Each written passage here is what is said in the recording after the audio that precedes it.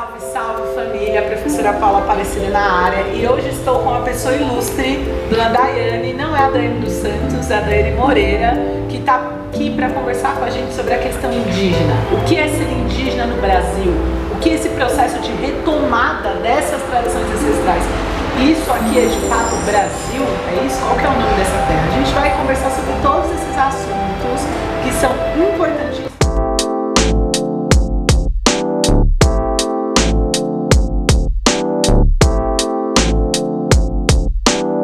Conhecida como Dai Moreira, Tabajara. Eu moro na Zona Norte de São Paulo, nasci e me criei aqui, né, no Jardim Ataliba Leonel. Hoje, Jardim Ataliba Leonel, antigo sítio do Piqueri. No momento, a gente está na Casa Cultural Hip Hop Jaçanã, que é uma ocupação cultural que fica no Jaçanã, também na Zona Norte de São Paulo, que abriga diversas atividades culturais, educativas, esportivas, de lazer e também de assistência social. Como eu falei, né, eu nasci e me criei na periferia da Zona Norte de São Paulo, assim como minhas irmãs. Porém, minha família é migrante, né, do Nordeste, meu pai é do Maranhão e minha mãe da Bahia. Porém, a minha família, né, paterna é do Ceará, que é de onde vem o nosso tronco Tabajara, né? Então, a gente se encontra enquanto indígenas dentro de um contexto desaldeado, né? Então, a gente não nasceu dentro do aldeamento, porém a gente tem, né, essa ramificação tabajara da parte do meu avô, né, que é do Ceará, que é de sítio Sabiá, lá em Ubajara, Ceará, que é território tabajara. E aí de parte materna também tem, né, uma descendência também da parte do meu avô, mas que, enfim, é um fragmento que ainda eu não consegui retomar e reencontrar no meio dessa trajetória, mas que em breve a gente consegue. Importante isso que você falou, né? Essa questão da retomada. O que essa palavra tem a ver com os povos indígenas hoje e com quem está hoje na periferia? Bom, os contextos de retomada eles são extremamente diversos, né? A gente tem desde 1500, né, o genocídio, a perseguição, o próprio etnocídio, né, da população indígena. Quando eu falo etnocídio, é quando a gente tem uma morte daquilo que diz respeito à nossa identidade. Então a gente teve nossas línguas apagadas, nossos cultos, nossos deuses, nossas formas de ser e estar no mundo.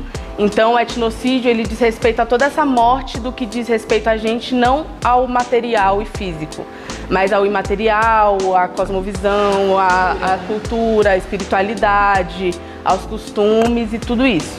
Então, quando a gente se coloca, né, dentro de um Estado-nação chamado Brasil, que, né, dentro de um território que é pindorâmico, que é Pindorama, dentro de Abdiayala, quando a gente se vê dentro desse território que desde 1500 sofre um genocídio, um etnocídio e que inclusive ao longo dos séculos vem afunilando ainda mais esse etnocídio. Então, por exemplo, você tem na década de 20, né, no 1900, 1910, 1920, com a entrada do SPI no Estado brasileiro, que é o Serviço de Proteção para Índio, que seria o que hoje a gente chama de FUNAI, né? A gente tem, por exemplo, a SPI impondo que se você não fala mais a sua língua materna, você não pode mais ser considerado indígena. Então a gente teve, por exemplo, nessa época, no censo, um decréscimo de milhões de indígenas, várias mudanças que vão acontecendo a partir do Estado brasileiro na tentativa de afunilar e de diminuir a presença indígena. Então a gente tem, primeiro, as táticas de guerra. Fala, né, de ensinar a colonizar, de civilizar. Civilizar, tornar trabalhador, tornar cidadão brasileiro. Então, por exemplo, a gente tem nessa época não, né, logo após, nos anos 80, 88, com a nova Constituição, a gente tem aí o recebimento, né, começaram a reconhecer os povos indígenas e também os quilombolas enquanto cidadãos brasileiros.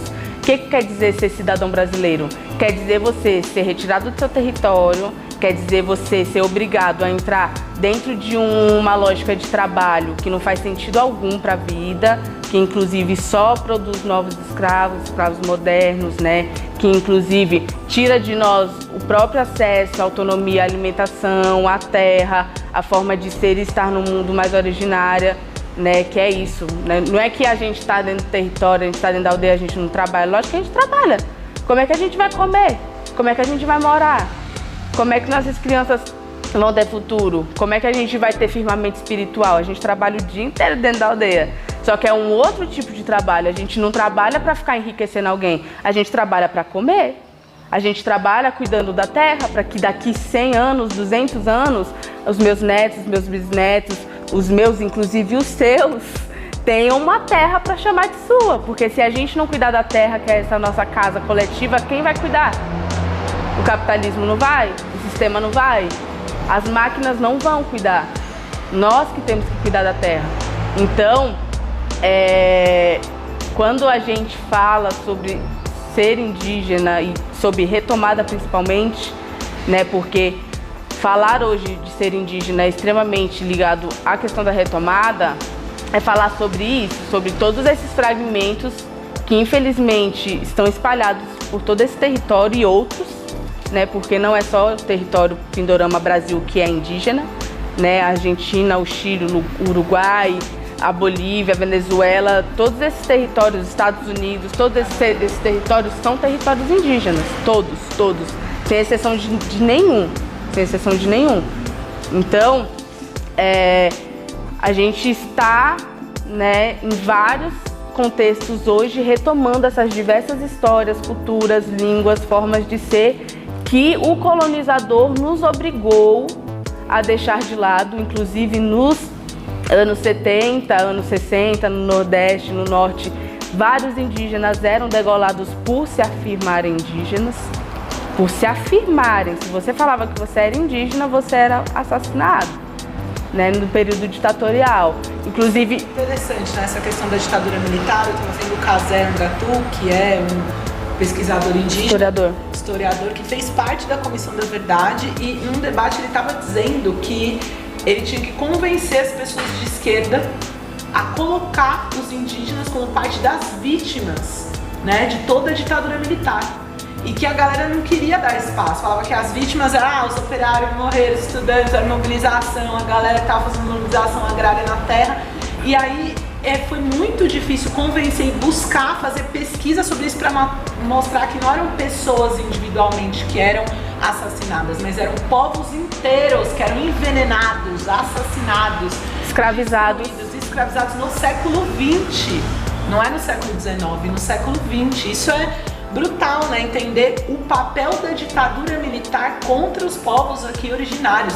E aí eu queria pontuar uma coisa que, assim, tô aprendendo muito, é maravilhosa, que é essa questão que ele falou aquele dia e foi também brutal. A ditadura militar foi um golpe da direita imperialista orquestrada com os norte-americanos para recolonizar o Brasil, para impedir que o Brasil deixasse de ser a republiqueta das bananas deles, para impedir que o processo de reformas de base, reforma agrária, reforma educacional se cristalizasse. Ou seja, eles queriam avançar no capitalismo no Brasil, avançar sobre a terra. E quem é mais anticapitalista do que as sociedades, os povos que não admitem a existência de propriedade privada da terra? Se aqui era para ser o arado do mundo, os indígenas eram os principais inimigos da ditadura militar. Então não é que eles têm que estar lá como exceção, eles têm que estar lá como regra.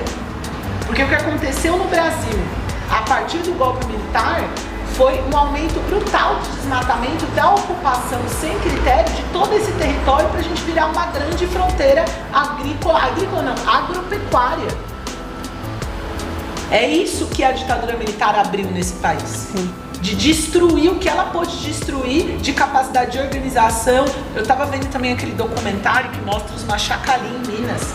A galera da ditadura pegou os indígenas para treinar, ensinando tortura. Tem um documentário ensinando o indígena a fazer, né, tortura.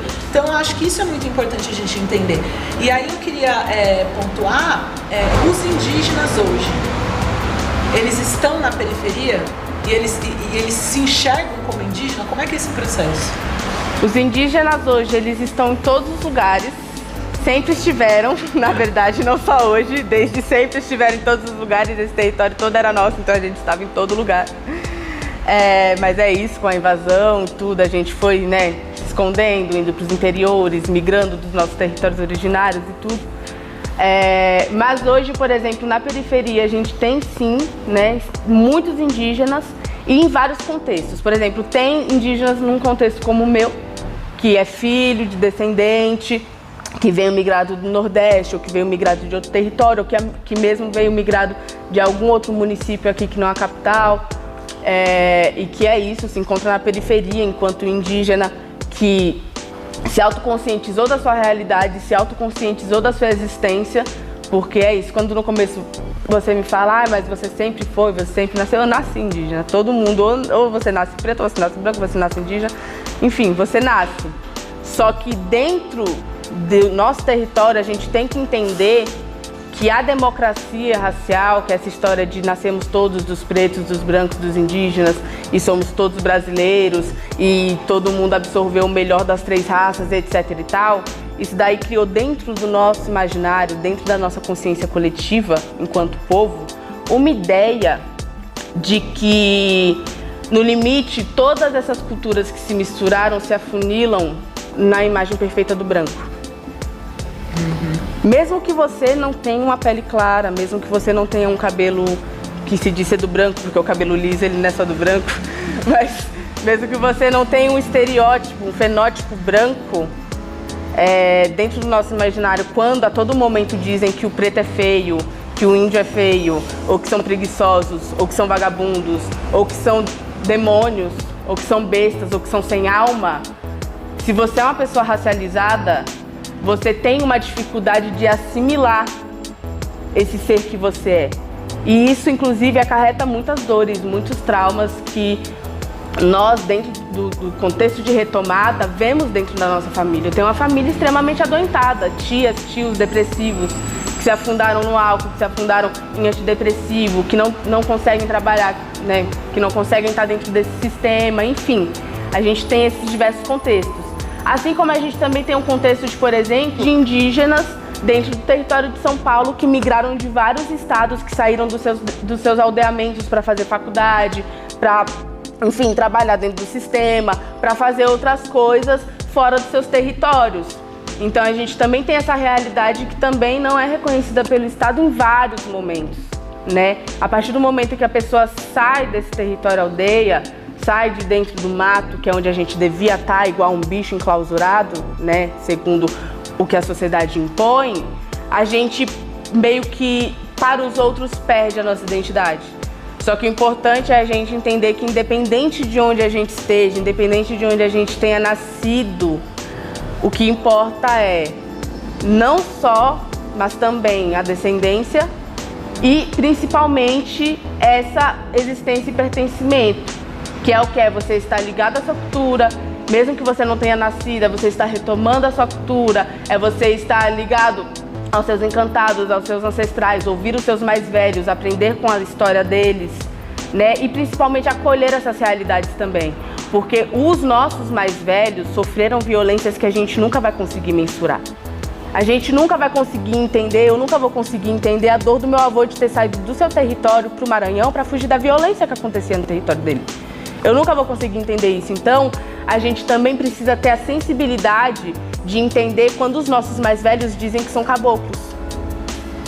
Porque quando eles dizem que eles são caboclos, é porque alguém, por meio ou de violência ou de alguma outra maneira de impor, teve que fazer com que ele se escondesse enquanto ser indígena, enquanto ser tabajara, enquanto ser machacali, enquanto ser chavante, para conseguir não morrer, por exemplo. Aqui, quando a gente fala da realidade indígena, a todo momento a gente fala sobre vida e morte. Porque no limite é isso. No limiar, quem está totalmente oposto ao capitalismo somos nós. Então a gente sempre vai ser uma barreira. Sempre vai ser uma barreira. E sempre vai ser perseguido por essa forma de ser. Então não é à toa também que, por exemplo, a gente tem hoje uma grande ascensão, uma grande entrada das igrejas evangélicas dentro dos territórios. Não é à toa, não é porque eles estão querendo lá levar o Cristo Salvador, até porque ninguém ali precisa ser salvo. Então, é porque também existe essa necessidade sempre dessas manipulações. No limite é isso, precisam manipular a nossa existência e a nossa forma de ser para que a gente deixe de ser um empecilho. dentro desse sistema capitalista, dentro desse sistema embranquecido, dentro desse sistema cristão. Mas é isso, a gente nunca vai deixar de ser quem a gente é, independente do que dizem que somos, ou independente do que dizem, né, onde a gente tem que estar para ser índio ou não, independente da língua que a gente perdeu, independente dos traços de cultura que a gente perdeu, né, dentro do território da minha família, não tem mais hoje nenhum aldeamento, que eu saiba. Só que nos arredores tem. Só que os territórios dos arredores, por exemplo, muitos não têm a língua materna. Muitos estão retomando agora os rituais sagrados, originários, porque também perderam, né? Mas estão dentro do território. Só que se alguém não indígena entra lá e vê que eles não têm os costumes que dizem que deveriam ter, vão dizer que não são índios, vão dizer que, sei lá, são invasores de terra, estão se dizendo índio para ter terra. Mas, enfim, a gente tem todo esse contexto histórico que nunca foi reparado e que, inclusive, só agora está conseguindo ter visibilidade para a gente conseguir dizer, né, quais foram esses 500 anos de violência que a gente viveu e como eles estão hoje se refletindo na nossa realidade. E é isso, eles se refletem nisso aqui, no limite, né? Então é um pouco isso, assim. Quando você fala sobre a ditadura, é extremamente importante a gente colocar que os povos que mais foram violentados pela ditadura militar foram os povos indígenas e os povos quilombolas que estavam nos sertões, que estavam nos interiores. A gente tem números de mais de 10 mil indígenas assassinados, a gente tem números de indígenas que foram escravizados construindo a Transamazônica, construindo todas essas grandes rodovias da ditadura, que inclusive rodovias que passam dentro dos territórios, que devastaram os territórios. A gente tem aqui em Minas Gerais, né, os registros dos campos de concentração indígena que foram construídos para trabalho forçado, que foram construídos para experiências científicas em corpos humanos vivos de pessoas indígenas, né? Esses mesmos indígenas, como você falou, treinados para torturarem os próprios parentes, né, sob risco de morrer. Então, inclusive também, né, quando você fala das infecções das guerras biológicas, né, vários territórios, inclusive, sendo esvaziados a partir das guerras biológicas. Então, vinha a polícia federal, vinham os militares, colocavam dentro dos territórios roupas contaminadas com varíola, com sarampo, com febre amarela. Isso dizimava boa parte das aldeias, né? Não digo totalmente as aldeias, porque é isso, a gente tem também as nossas sabedorias, as nossas medicinas, os nossos conhecimentos que minimamente conseguiam preservar alguns parentes e esses fugiam.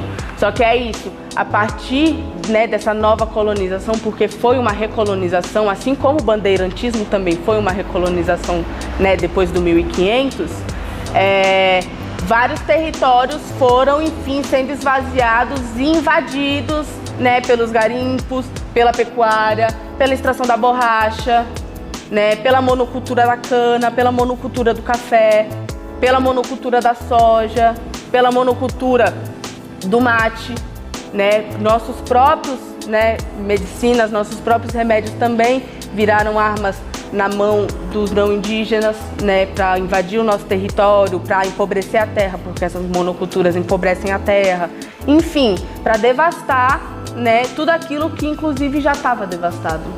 A gente não pode esquecer que nenhum desses fatos, quando a gente fala de ataques da ditadura, ataques do bandeirantismo, ataques até mesmo da modernidade, quando a gente tem as leis de casamentos interraciais para embranquecimento da população, nenhum desses ataques eles são isolados. Eles sempre estão somados a todo o caos que o próprio invasão, que a própria colonização, que o próprio devastamento, né, a primeira devastação de território aconteceu lá no 1500. Então, a gente não pode se perder de vista que tudo que a gente sofre hoje de violência é só soma. Não é nenhum caso isolado. É tudo somático. É tudo somático. E aí, no fim, a gente se encontra em meio a um governo totalmente genocida, totalmente contra os povos indígenas, totalmente alinhado com a mesma ideologia da ditadura, de civilizar povos que já são civilizados, de assassinar línguas, assassinar culturas, invadir territórios, cooptar formas de ser no mundo, né? Porque aconteceram sim de parentes, por exemplo, se alinharem ao Bolsonaro. Isso daí é cooptação, é pura cooptação, né? O Bolsonaro dizendo que ele era o presidente, dava liberdade para os indígenas venderem a sua terra, entrarem no negócio, virarem cidadãos brasileiros. Hoje a gente tem reconhecido pelo Estado brasileiro 305 etnias, né? E mais outras tantas em retomada que não são reconhecidas pelo Estado, mas que também existem. Como a gente pode apontar e querer que todos esses povos sejam iguais, ou que todos pensem da mesma maneira, ou que todos ajam dentro, né, desse contexto bolsonarista e periférico? A gente tem aí todas as mazelas do que é ser um ser periférico. Então você tem as faltas de acesso básicos de água, alimentação saudável, transporte público, uma educação que minimamente dê alguma estrutura para você conseguir se firmar nesse mundo, enfim, luz, internet, tecnologias, o básico, né, que a gente sofre enquanto ser periférico. Você não conseguir, sei lá, receber uma segurança que, enfim, né, toda essa vulnerabilidade também que o empobrecimento, né, traz para as nossas periferias, porque é isso, a gente não nasce pobre porque a gente quer, a gente não é pobre porque a gente quer. Existe um projeto por trás disso, para a gente ser empobrecido. A gente é empobrecido, então a gente tem todas essas mazelas aí, somadas à falta de referência, né? Somadas a problemas de autoestima, somadas a você se olhar no espelho e você não saber que diabo você é. Porque se você está num espaço que é branco, obviamente você não é branco. Mas se você está no espaço preto, obviamente você não é preto. Aí se você se afirma indígena, não, você não está no meio do mato, você não fala a sua língua, você não sabe nem seu povo, como é que você é indígena? Porque a gente também tem essa realidade dos indígenas que não sabem seu próprio povo, que às vezes nunca saberão, né? Porque a gente tem até hoje vários povos que são ditos extintos pelo Estado brasileiro. E aí? O que a gente faz com esse povo? Que tá sendo dito extinto, mas que está aí, vivo, andando por aí, né?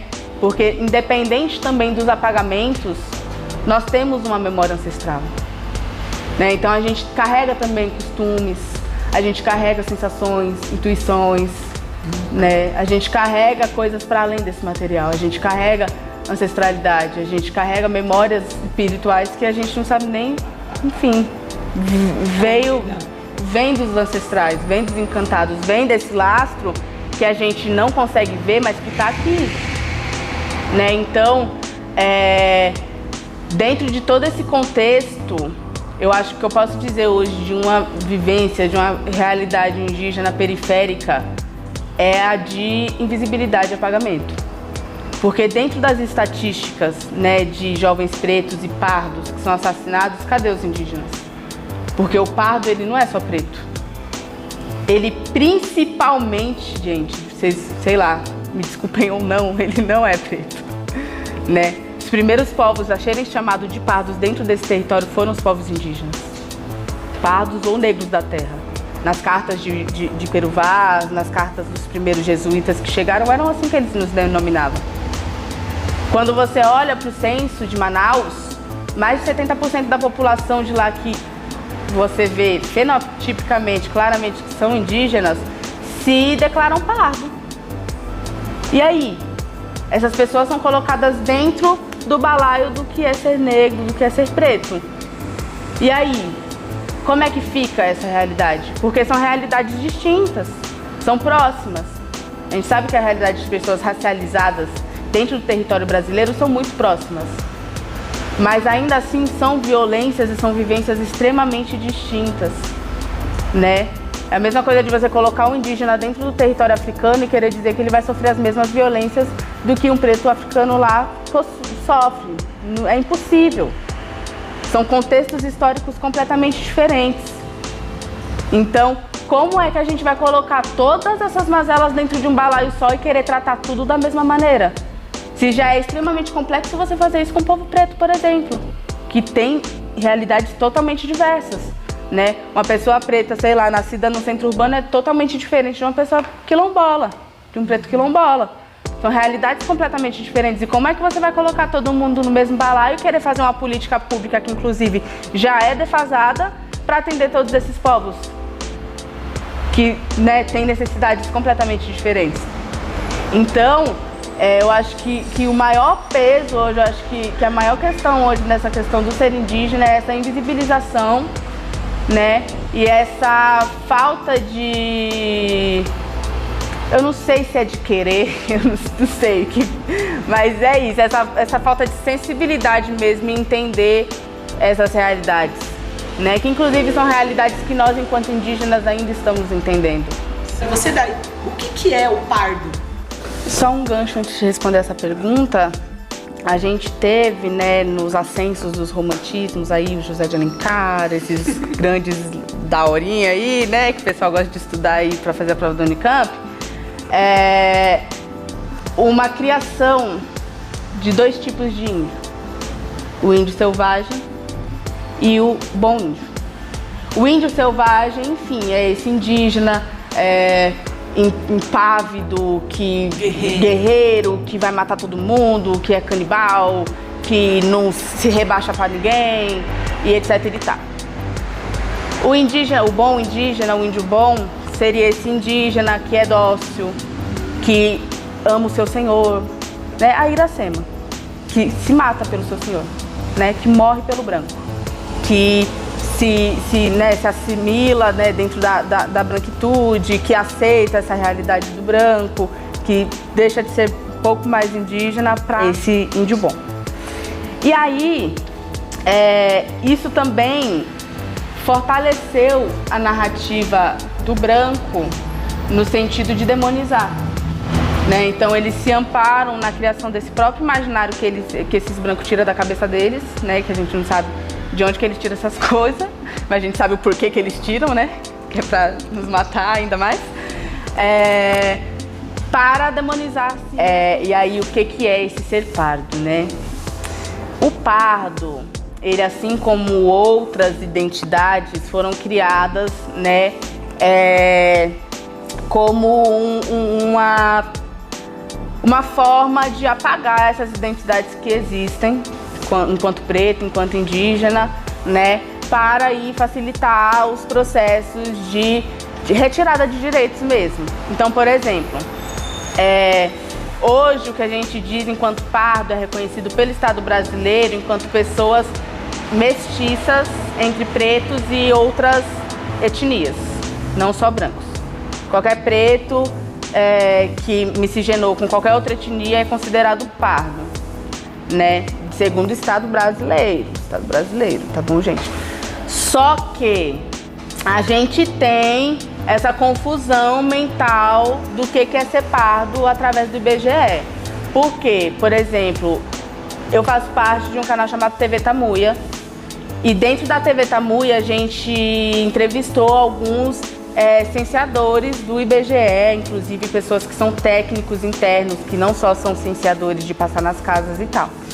E alguns desses técnicos comentou que eles passavam em vários aldeamentos, estou falando de pessoas dentro do território, tá? De uma realidade indígena, de pessoa que nasceu e se cresceu no território, que nunca teve dúvida de que era indígena. E essa pessoa se autodeclarar parda. Por quê? Porque tem um tom de pele pardo. Mais claro. Entendeu? Então... papel pardo. Exato. Ai, meu Deus. Então, acontece. Esse tipo de coisa acontece dentro desse descalabro do que é esse negócio de pardo. Entendeu?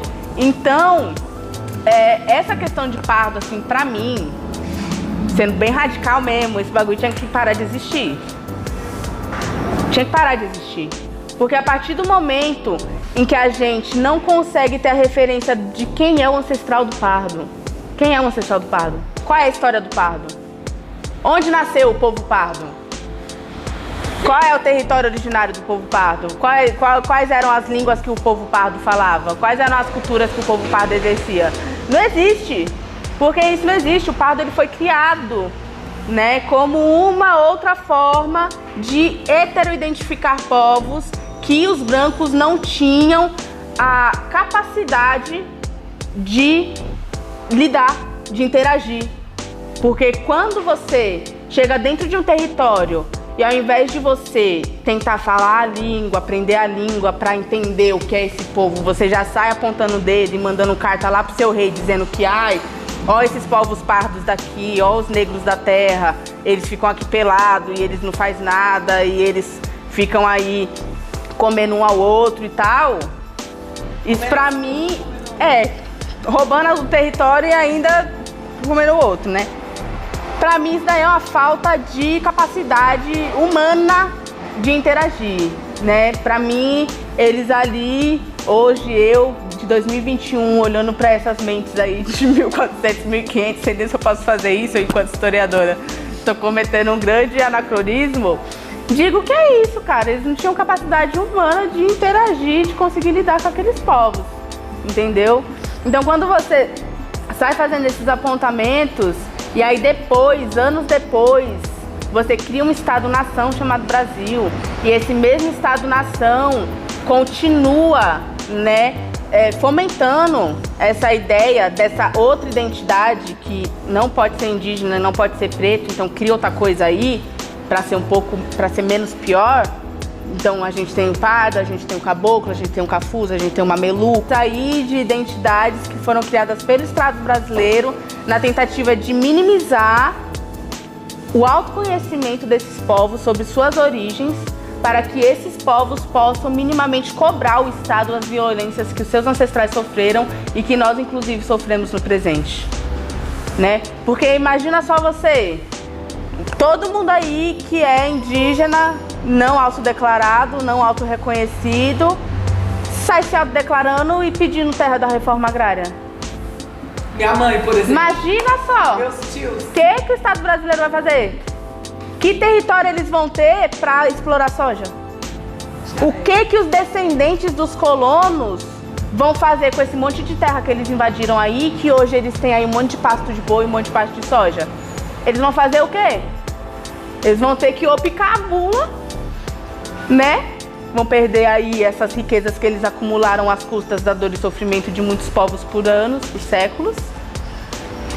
Ou eles criam maneiras de tirar as nossas bússolas para eles continuarem explorando tudo aquilo que os nossos ancestrais deixaram pra gente cuidar. Então, pra mim, essa questão do pardo, ela tá muito nesse lugar, assim. Não tem mais nem o que falar. Perfeito, é isso. Então, Dai, conta pra gente como que quem tá vendo isso, que, né, fala, poxa, e a minha ancestralidade, quem sou eu, e etc, o que eu faço da minha vida? Eu, por exemplo, sou uma dessas pessoas, entendeu? O que a gente faz? Eu vou falar um pouco do meu processo, porque é isso, são, enfim, pessoas distintas, os processos serão distintos. Não tem uma cartilha, né? Não tem uma receita pronta, é impossível que isso exista. Mas o meu processo, minha família dentro de casa sempre teve uma narrativa de que somos descendentes de indígenas, né? Mas nunca houve um aprofundamento maior disso. Em contrapartida, fora de casa sempre era apontada como a Tainá, a Indiazinha, né? Enfim, a bicha do mato, porque é isso, eu carrego um fenótipo mais acentuado do que outras pessoas indígenas, né, podem carregar, né, principalmente no contexto das miscigenações.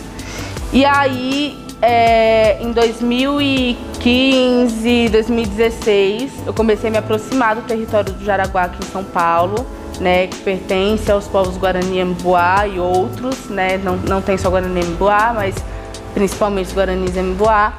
E lá dentro desse território indígena aqui de São Paulo, que, né, se encontra dentro de uma cidade, é um território de contexto urbano, eu comecei a ser questionada sobre minha origem, sobre de onde que eu era e tal. E aí eu sempre trazia essa narrativa que me foi ensinada pelo meu pai. Ah, nós somos descendentes de indígenas, minha família, né, do Nordeste e tal, somos descendentes de povos de lá. Só que aí a galera começou, não, mas se você é descendente, então você é indígena. Se você é descendente, ué, como é que, sei lá, uma pessoa preta é descendente de preto e não é preto? Né, então, você é sim. Mas você sabe, tá, o território de onde era, nananã, você, né, conheceu o território? Não.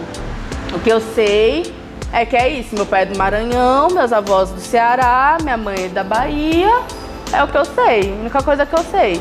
E aí, a partir dessas hetero-identificações, eu comecei a ter noção, né, de várias violências que me atravessaram por anos e principalmente de várias coisas que eu vivi. Eu sempre gostei de estar no mato, eu sempre tive uma espiritualidade muito aguçada, uma intuição muito forte, então, inclusive até de ouvir coisas, ver coisas, etc e tal. Então, sempre tiveram coisas dentro da minha própria personalidade que me mostravam que eu não era só tudo isso que as pessoas diziam que eu era, que, sei lá, era uma garotinha, tal, de cabelinho lisinho, rororó, que ia brincar de boneca, que ia pra escola, etc e tal. Tinha muito mais coisa que compunha esse ser humano aí, né, que inclusive tinha muito menos a ver comigo, tinha muito mais a ver com todos aqueles que me constituíram e que eu precisava, de alguma maneira, começar a encontrar esse caminho. Porque, inclusive, esses não caminhos, esses não lugares, eles causam muito adoecimento. Como eu já falei, que eu tenho uma família extremamente adoecida, né?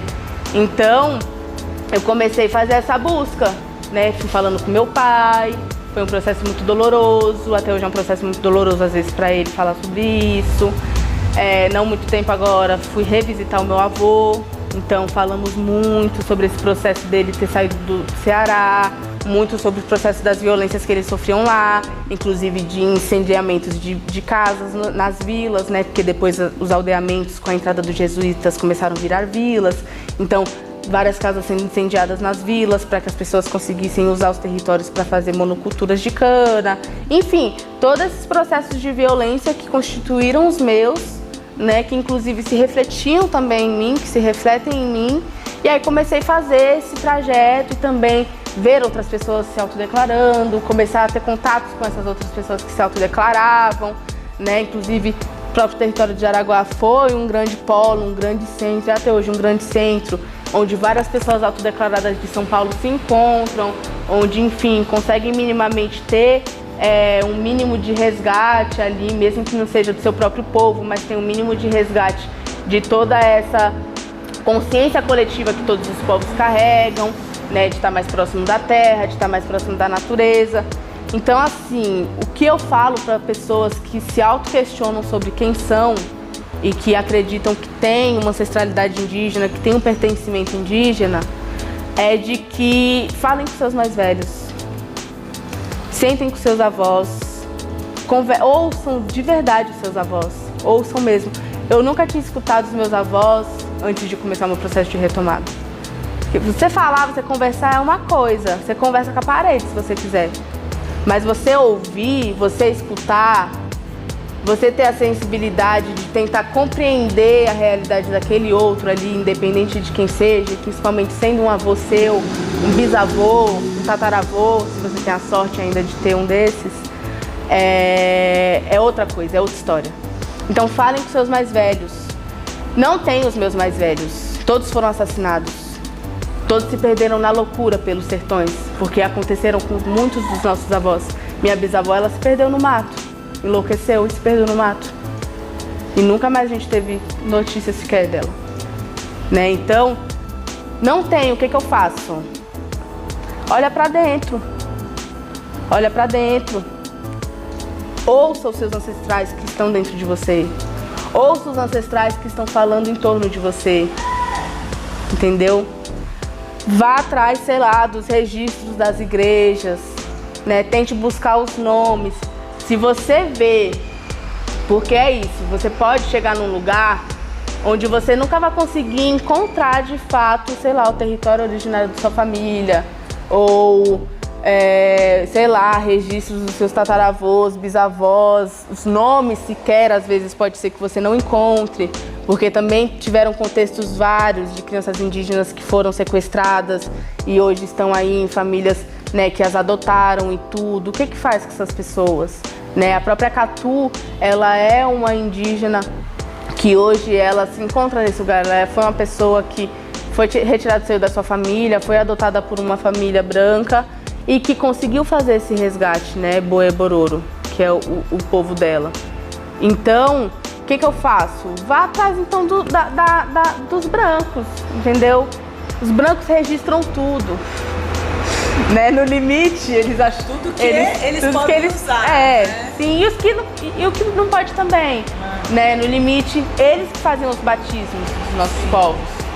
Então, eles têm tudo isso registrado nas igrejas.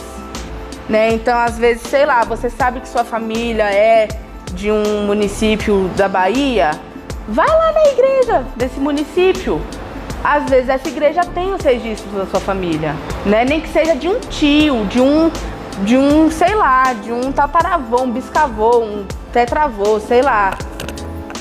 Alguma coisa tem, né? Porque os nossos rastros, as nossas pegadas, elas nunca serão apagadas, elas nunca foram apagadas. Então, alguma coisa você conseguirá encontrar. E se você não conseguir encontrar, o que pode acontecer também, saiba que em qualquer lugar que você esteja, onde seu pé pisar, onde o seu pé encontrar o chão, ali vai ser o seu território, a sua aldeia. Que é onde vai estar o seu coração. Que no limite é onde seus ancestrais estão. E é isso. Hoje a gente tem um grande movimento de autodeclaração, um grande movimento de retomada étnica e cultural, né? Em várias páginas, em vários lugares hoje na internet você consegue encontrar esses polos. Então, a própria TV Tamuia, que eu faço parte, é um desses polos. Você também tem o Visibilidade Indígena, que é uma rede do Instagram, que também é um desses polos. Você tem as diversas retomadas de território e também de povos. Consegue encontrar em outros povos também, em outros territórios, essa acolhida, né? Porque no limite, o resumo dessa história inteira é isso. Nós, enquanto povos indígenas, somos povos coletivos.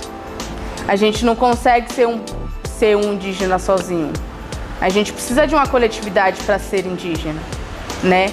Então, quando eu comecei o meu processo de autodeclaração, eu vi que outras pessoas estavam se autodeclarando, principalmente jovens. Eu fui muito rapidamente me aproximar deles, porque eu senti a necessidade de estar coletivamente junto a pessoas que minimamente entendiam o que eu estava passando, entendiam a minha realidade, que passavam pelo mesmo e que podiam me ajudar. Então, sei lá, se você se encontra nesse lugar, nesse não lugar, né, sem bússola, sem GPS, sem aonde saber ir, várias redes estão abertas para te acolher, né? Então, sei lá, se você está aqui na Zona Norte, me procura a Casa Cultural, ou procura as redes da Tamuia, ou procura as outras diversas redes que estão aí à disposição, que a gente te ajuda, e que a gente está aí também, né, nessa labuta de fortalecer outras pessoas, outros territórios, outros contextos. E é isso. É isso. Aprenderam? Eu aprendi muito e bora lá tentar lidar com tudo isso, lutar pro fim dessa sociedade de exploração e opressão e violência. Beijos de luz e amor, até mais e maravilhoso, né? A gente tem que receber a Dai várias vezes aí. Comenta aí embaixo o que mais você quer saber em relação à questão indígena, em relação a essa coisa da cidade, do parque, ou o que você quiser, que a gente traz a Dai de volta para responder todas as suas perguntas, beleza? Valeu! É nóis. Não se esqueçam que é isso, aqui em São Paulo a gente tem diversas realidades que precisam de ajuda. Então a gente tem os povos lá de Parelheiros, que se encontram dentro de um território completamente isolado, no extremo sul da cidade, que precisam sempre de ajuda.